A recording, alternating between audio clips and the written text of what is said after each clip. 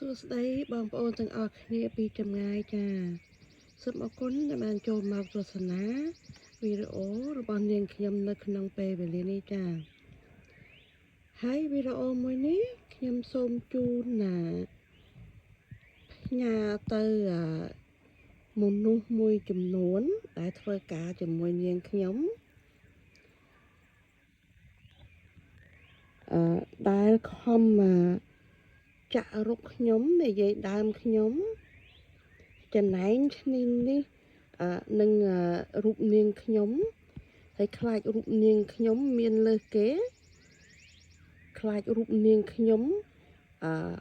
បានអ្នកមានខ្លាចរូបនាងខ្ញុំរស់ស៊ីមានបានលើសគេលឿមគ្នាច្រណែនចាក់រុកពីមួយទៅមួយអរគុណ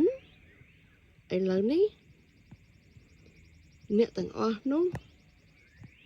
វាចាស់អស់ហើយនាងខ្ញុំសូមផ្ដាំ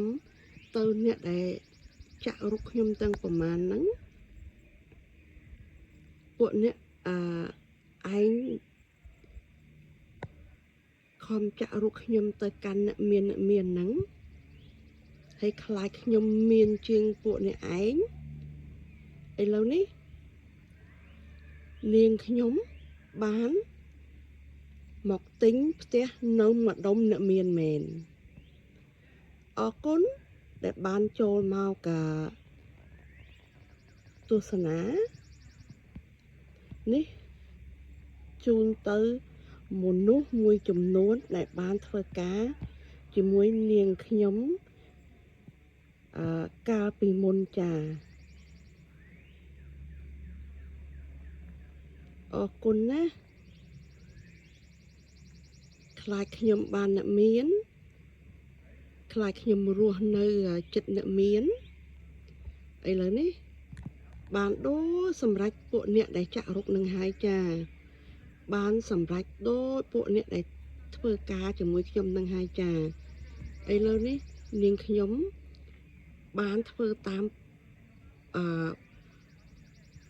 ពាក្យសម្ដីពួកគេមែននាងខ្ញុំបានមកទិញផ្ទះម្ដុំអ្នកមានដូចពួកអ្នកទាំងអស់នោះថាមែនអរគុណណាស់ចាអរគុណដែលបានជូនពរឲ្យនាងខ្ញុំ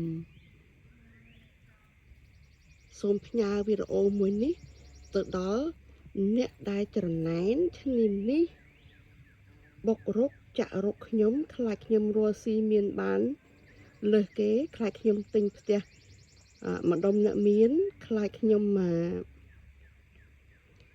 បានអ្នកមានខ្លាចក្រុមគ្រួសារខ្ញុំរស់ស៊ីមានបានវីដេអូនេះសូមផ្ញើទៅដល់អ្នកដែលធ្វើការជាមួយខ្ញុំកន្លងមកចាអរគុណបងប្អូនដែលបានជួយត្រឹមត្រូវវីដេអូរបស់នាងខ្ញុំចាហើយវីដេអូនេះខ្ញុំជូនទៅ